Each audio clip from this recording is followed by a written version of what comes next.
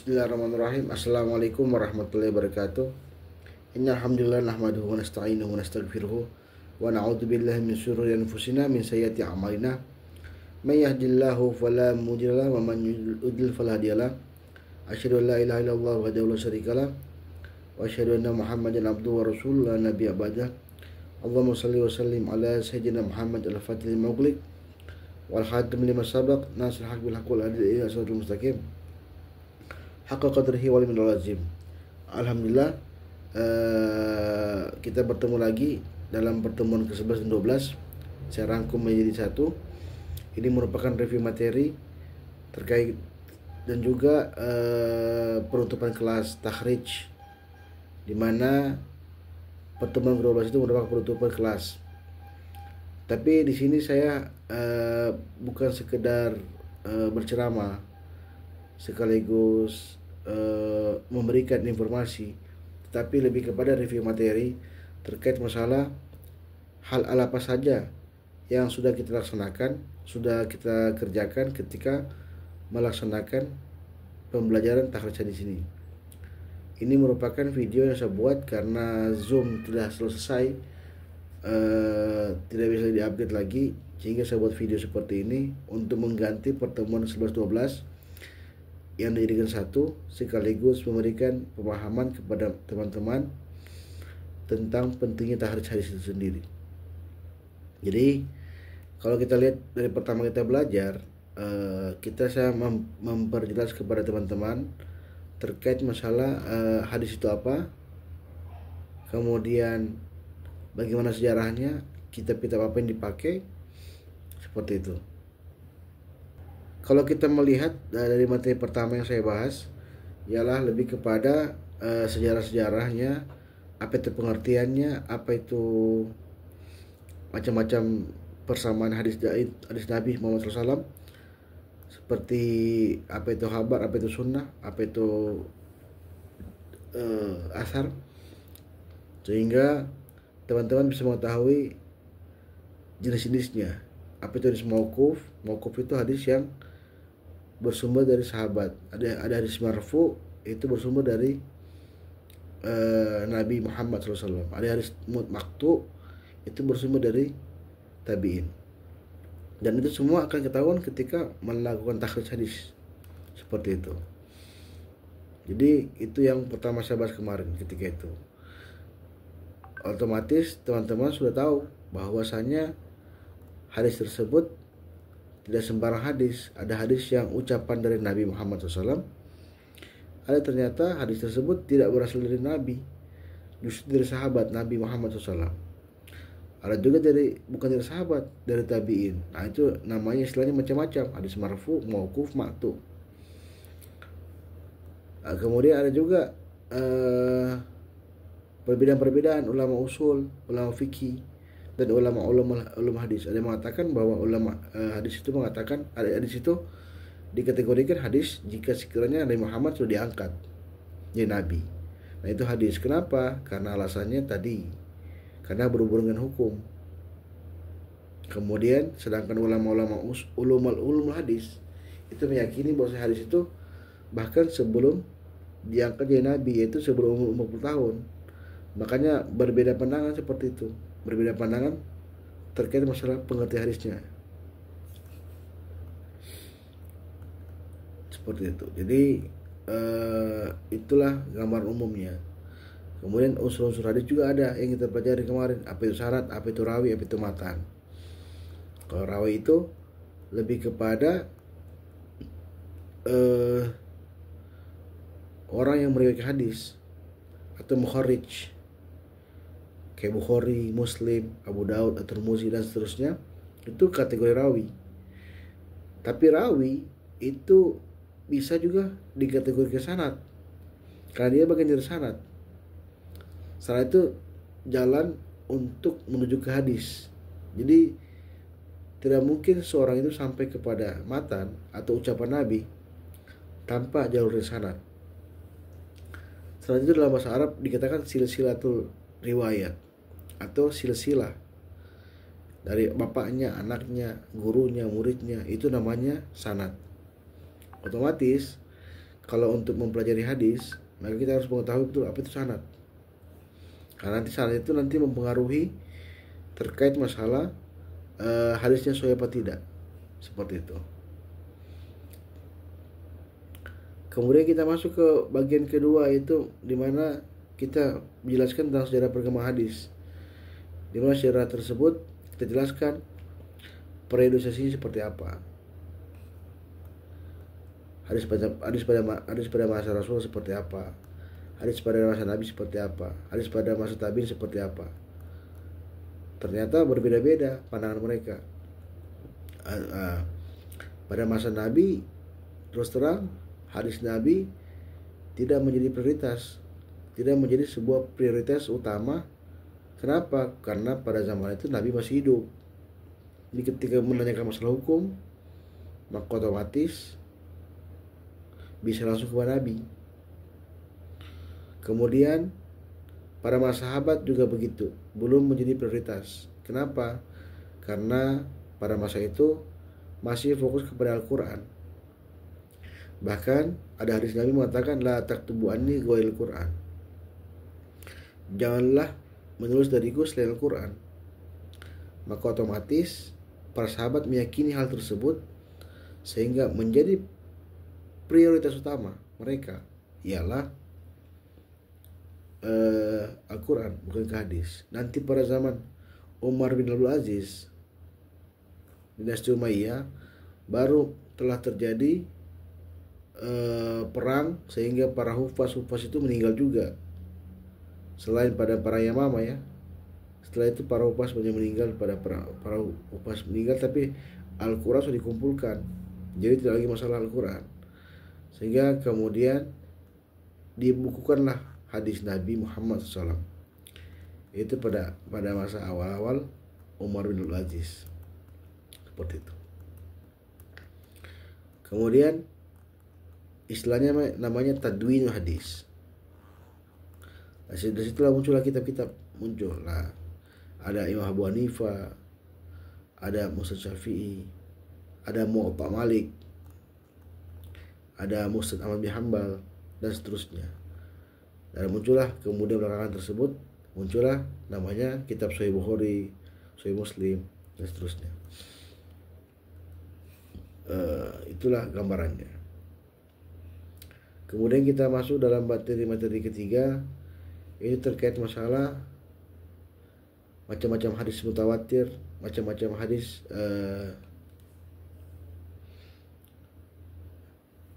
hadis masyhur, hadis ahad.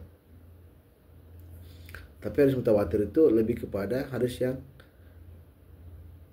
sifatnya jumlah perawinya, jumlah sanadnya seperti apa. Tapi kalau dari segi kualitas itu terbagi dalam 3 kategori. Ada namanya hadis sahih, ada namanya hadis hasan, hadis dhaif. Dan dahulu itu gak dikenal apa itu hadis hasan.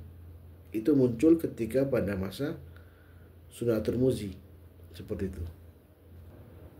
Kemudian kalau kita lihat lagi pada masa itu, pembagian tersebut orang tahu hanya 2, yaitu hadis sahih dan hadis dhaif. Hasan muncul ketika pada masa At-Tirmizi, karena bagi beliau ada beberapa kategori, ada beberapa hadis yang sanadnya masih bisa dikategorikan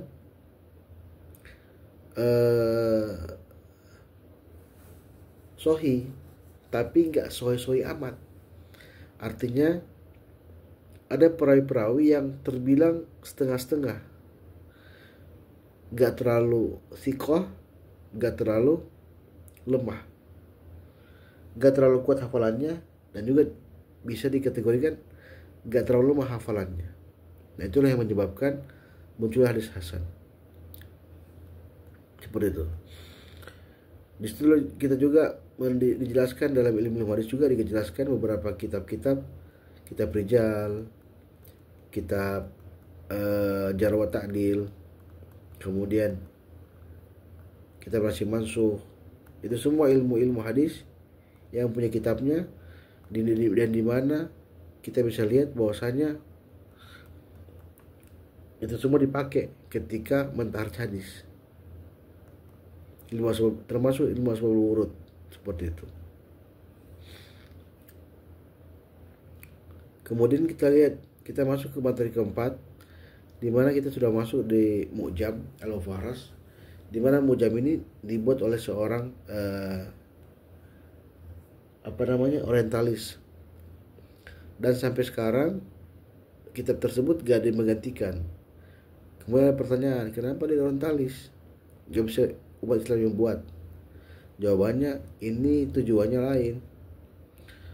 Meskipun dia dari orientalis, tapi kitab tersebut Al-Mu'jam al-Faras itu sudah merangkum semua kitab-kitab. Jadi ngapain kita kerjain lagi? Dan alhamdulillah awalnya kitab ini bukan berbahasa Arab, diterjemahkan oleh namanya Fuad Abdul Baki, kemudian menjadi namanya kitab Al-Mu'jam al-Faras atau kamus. Seperti itu. Nah, kitab ini berfungsi untuk menelusuri hadis. Nanti ada keterangan-keterangannya, ada kha itu Bukhari, dal itu Abu Daud, mim itu Al-Muslim, dan seterusnya. Kita harus belajar semua. Nah, itulah kitab pertama yang kita pelajari untuk mentarikh hadis. Seperti itu. Dan ini merupakan kitab yang pertama untuk menelusuri hadis. Kitab di mana kamus ini sangat berguna. Dan kita gunakan misalnya ketika mencari hadis, misalnya namanya al-mu'min lil mu'min kal bunyani yashuddu ba'du ba'dan. Kita boleh cari al-mu'min boleh, dan seterusnya. Sebagaimana kita pelajari di pertemuan keempat. Jadi dia fokusnya ke kata-kata. Jadi Al-Mu'jam ini fokus ke kata-kata. Ketika Anda mencarinya, jangan Anda mengambil kata-kata yang terlampau ramai. Misalnya kata-kata Allah kan gak bisa terlalu banyak itu kata Allah. Tapi kalau Anda mencarinya, ketika Anda mencarinya wajib menggunakan kata-kata yang sangat sedikit digunakan. Misalnya dalam hadis, la tusafiru mar'a illa ma'a muhrim. Anda bisa menggunakan kata safara, atau al-mar'atu boleh, seperti itu. Kemudian dalam kitab ini disusun berdasarkan alfabet, huruf hijaiyah, alif, ba, ta, sa, dan seterusnya. Jadi Anda tidak perlu khawatir ketika mencarinya. Anda bisa gunakan sebagaimana yang saya kirim kemarin alfabetnya, bahwasanya misalnya kata amanah, Anda bisa cari kata alifnya duluan, amanah, seperti itu. Jadi teman-teman bisa gunakan kitab yang pertama ini Al-Mu'jam al-Faras. Kemudian kita juga bisa melihat keterangan-keterangan yang dapat dari situ. Ada kata kha Bukhari, mim Muslim, da Abu Daud, ta Tirmidzi, nun Nasa'i, da ya itu Ad-Darimi, to itu Muwatta Malik, ha atau mim, dan mim itu Ahmad bin Hanbal, seperti itu. Kemudian kita masuk ke materi kelima, di mana kita mempelajari kitab Miftahul Qunus Sunnah. Di mana Miftahul Qunus Sunnah itu kitab kamus juga sama seperti itu, cuma dia lebih kepada tema-tema. Misalnya kalau misalnya kita cari tema tentang la tusafil mara ila mahamurim, maka Anda cari kira-kira apa tema yang pas di situ. Oh, ternyata tidak boleh perempuan berpergian tanpa muhrim. Oh, berarti kita bisa cari tentang safar, seperti itu. Jadi itu kelebihannya. Tapi kelemahannya ada. Kelemahan kitab ini bisa jadi cetakannya berbeda dan kadang-kadang nggak terlalu lengkap seperti di Mu'jam. Itu kelemahannya. Dan kadang-kadang cetakannya berbeda. Bahkan ada beberapa dijelaskan juga ada beberapa kesalahan bahasa. yang terdapat dalam kitab Miftahul Sunnah. Seperti itu. Kemudian kita masuk ke bagian berikutnya, itu bagian materi ke-6. Kita sudah masuk ke Tuhfatul Ashraf bi Ma'rifatil Atraf. Kitab ini dibuat oleh Al-Mizzi, di mana kitab ini menggunakan sanad lengkap. Jikalau tanpa sanad lengkap, kita tidak bisa gunakan. Apa sanad lengkap itu maksudnya ialah, jadi teman-teman bisa melihat sanad lengkapnya seperti apa.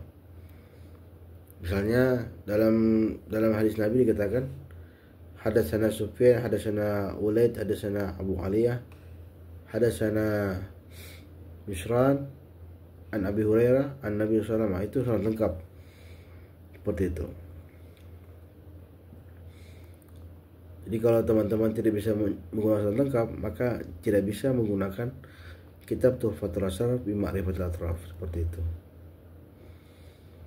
Biasanya keterangan yang dapat itu agak beda. Dalam misalnya di sini saya dapatkan contoh yang kita tampilkan kemarin ialah la yazni zani hina yazni wa mu'min, itu al-juz 5 halaman 35. Itu keterangannya dijelaskan bahwasanya Bukhari itu terdapat dalam kitab Muharrabin. Ada juga kitab Al-Hudud. Terdapat juga dalam kitab An-Nasai Kubra, dalam riwayat Ikrimah. Seperti itu. Nanti ya, teman-teman bisa lihat sendiri seperti apa. Jadi itulah gambarannya tentang kitab Tuhfatul Ashraf. Jadi teman-teman tidak bisa menggunakannya kalau tanpa sanad yang lengkap. Seperti itu.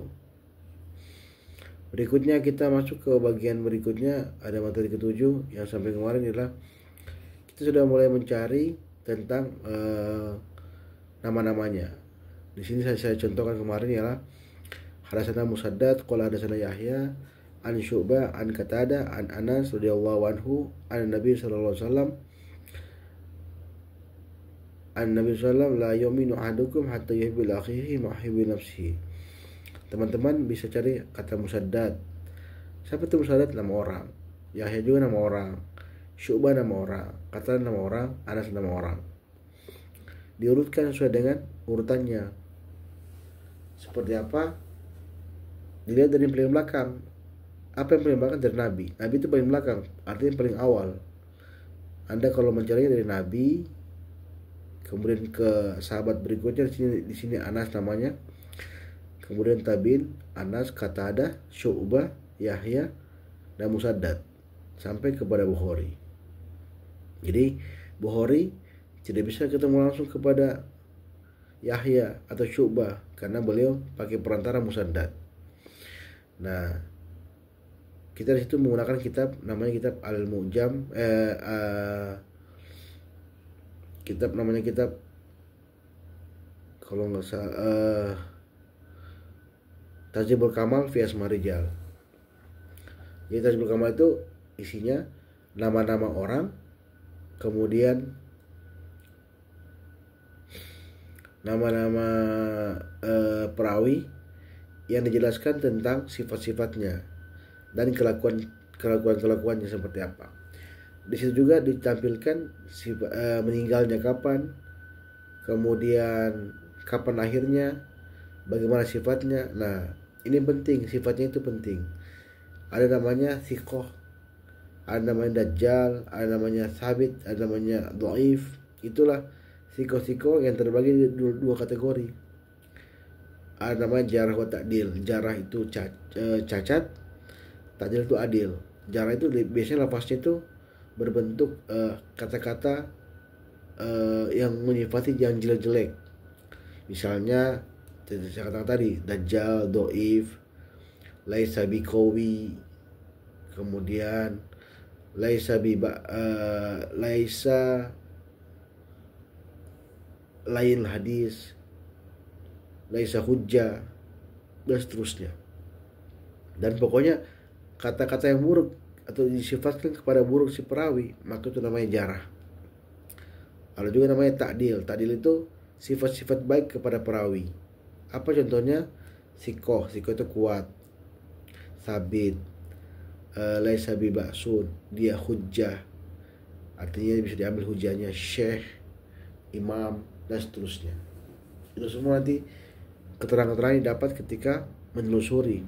Nah, jika sekiranya nama-nama tadi yang Musaddad, Yahya, Syu'bah, Qatadah, Anas itu ditelusuri di kitab Al-Mujam Al-Faras, di Tazibul Kamal fi Asma Rijal, didapatkan dia tidak sikoh atau ada cacatnya atau ada jarahnya, maka hadis itu berubah jadi doif. Seperti itu. Nah, itulah yang membuat mereka. Nah, tapi sebelumnya selain itu kita cek juga apa nama guru muridnya. Itu di potongan ke-8 kita sudah mencarinya. Kita gunakan kitab Tazibul Kamal. Kita lacak sama-sama ketika itu. Keterangannya dapat ialah rawa anhu. Rawaan itu gurunya, rawa anhu itu muridnya. Seperti itu. Jadi kalau teman-teman membaca kitab Tazibul Kamal itu nggak perlu lagi pusing, nggak pusing lagi. Itu nama-nama orang, jumlahnya 35 jilid. Saya akan buka sedikit terkait masalah kitab tersebut biar teman-teman ingat sedikit cara penggunaannya seperti apa. Ya teman-teman, kalau sudah buka kitab Al-Mujam Tazibul Kamal fi Asma Rijal, jadi kalau teman-teman sudah bisa Tazibul Kamal, maka insya Allah sudah gampang membaca kitab tersebut, karena itu isinya nama-nama orang semua, sehingga teman-teman tidak perlu khawatir. Untuk pengetahuan bahasa Arab itu hanya dibutuhkan ketika membaca lafaz-lafaz secara watilnya, seperti tadi itu sikoh, sabit, doif. Tapi kalau sudah tahu semua artinya sudah gampang. Seperti itu. Jadi teman-teman tidak perlu khawatir terkait pembacaan kitab tersebut. Di sini saya contohkan ialah Tazibul Kamal. Di sini ada 35 jilid. Teman-teman bisa lihat sendiri 35 jilid. Itu isinya disusun juga berdasarkan alfabet, huruf hijaiyah, alif bata sampai ya. Kemudian nama-nama orang tersebut juga sama, disusun berdasarkan alfabet. Jadi kalau Anda menemukan an abihi an jadihi, Anda gak perlu khawatir karena namanya lengkap, nama-namanya lengkap. Namanya itu lebih lengkap dari yang disebutkan di hadis. Misalnya ketika Anda menemukan apa namanya, nama orang Ismail bin Aban al-Ghanawiyu al-Amiriyu, Abu Ishaq al-Kufi al-Khataya. Ini contohnya. Beliau orang ke-412, 412. Rawa anhu ada, yarwi anhu ada. Rawa anhu itu gurunya, maka di sini dijelaskan juga kapan meninggalnya, kapan wafatnya. Turikul hadisu. Kalau ini saya dapatkan ini laisa bisiko, artinya perawinya tidak jujur, tidak bisa dipercaya, seperti itu. Jadi itu gambarannya. Kemudian kalau sudah menemukan seperti itu, teman-teman sudah bisa menentukan apakah hadisnya sahih atau tidak. Nah, ingat kaidah pertama saya pernah katakan. Saya pernah katakan bahwasanya ada hadis tuqaddimu jarah ta'dil, artinya mendahulukan jarah ta'dil.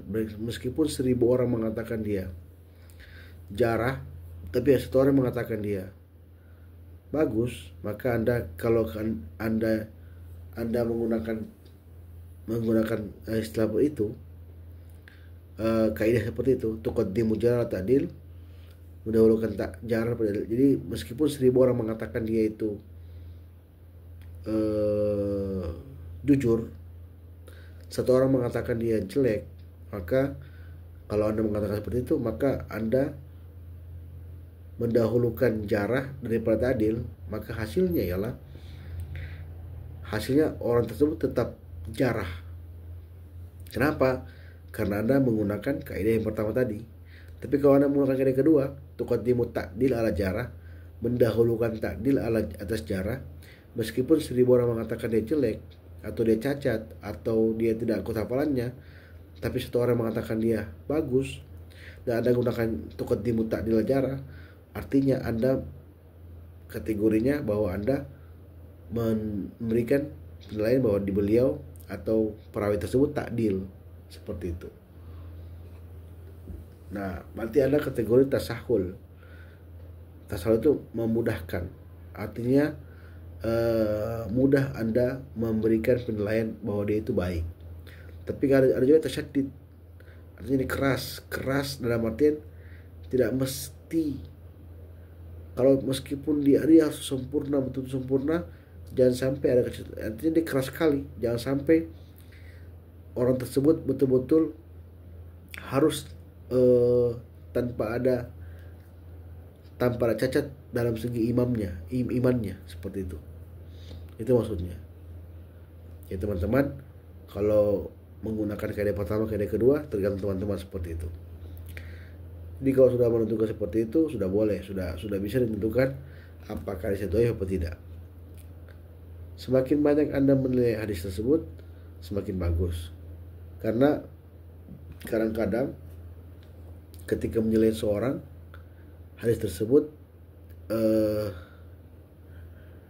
tidak bisa dikategorikan sebagai sebuah hadis yang lemah atau yang sahih jika hadisnya atau perawinya itu tidak ditemukan. Maka hadisnya justru tidak, kalau tidak ditemukan perawinya, maka hadisnya jadi lemah, seperti itu. Nah, itu yang pertama. Nah, itu yang saya ajarkan kemarin, itu metode manual. Kemudian pada pertemuan ke-9 saya sudah ajarkan metode Maktabah Syamilah, di mana teman-teman sudah bisa menggunakan Maktabah Syamilah yang seri kedua. Teman-teman bisa coba-coba lacak, atau teman-teman bisa juga pelajari dalam artian coba dicerca tahu link-link seperti apa. Kalau saya coba-coba mengirimkan link sudah agak susah, sehingga teman-teman harus ketemu langsung baru bisa mendapatkan Maktabah Syamilah tersebut. Jadi nggak bisa langsung ketemu. Saya kirimkan link agak susah karena berat, hampir 20 giga linknya. Jadi itu gambarannya. Jadi kemudian dalam Maktabah Syamilah itu saya sudah jelaskan sama teman-teman bahwa ini paling praktis, tetapi ada kelemahannya. Tetap kita merujuk ke buku manual, karena kadang-kadang perawinya itu ada yang error, ada yang salah, sehingga kita harus merujuk langsung ke kitab asli, seperti itu. Jadi itulah gambaran umum terkait masalah kelas kita. Dan saya juga meminta maaf jika ada salah-salah kata dalam pengajaran saya.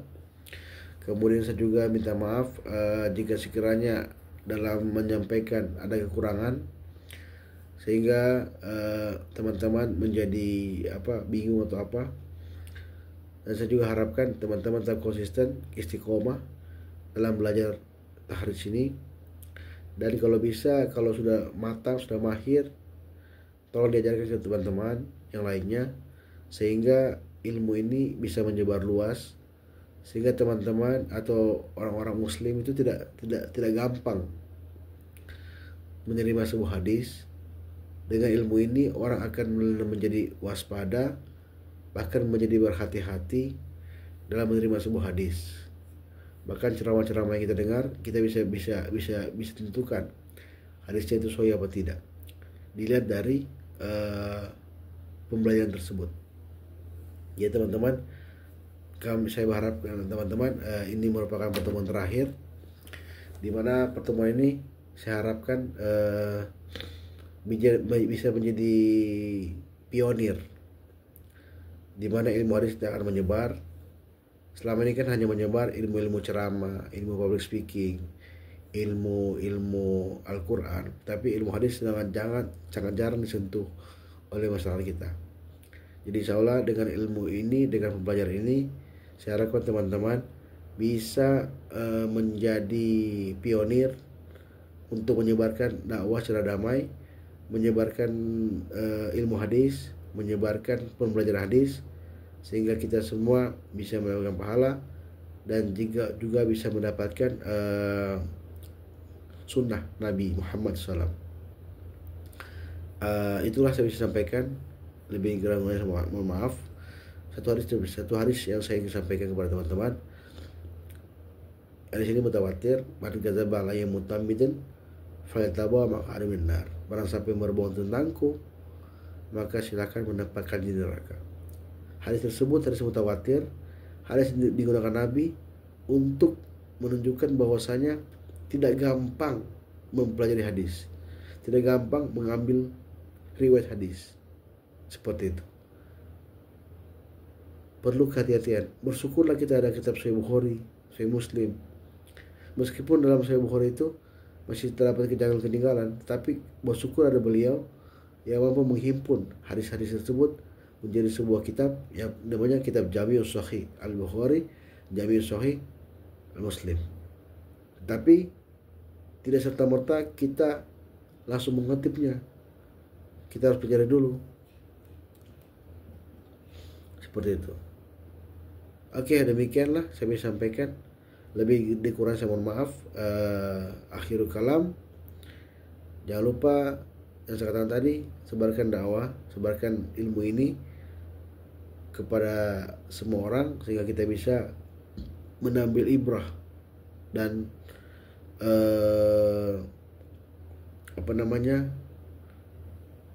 mengambil ibrah dari pelajaran ini, sehingga kita perlu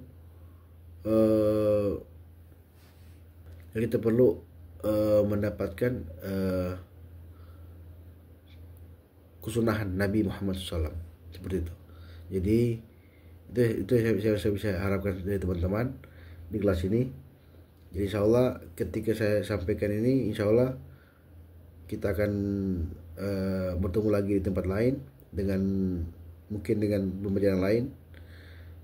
Saya harapkan juga teman-teman sehat walafiat. Lebih kurangnya saya mohon maaf. Assalamualaikum warahmatullahi wabarakatuh.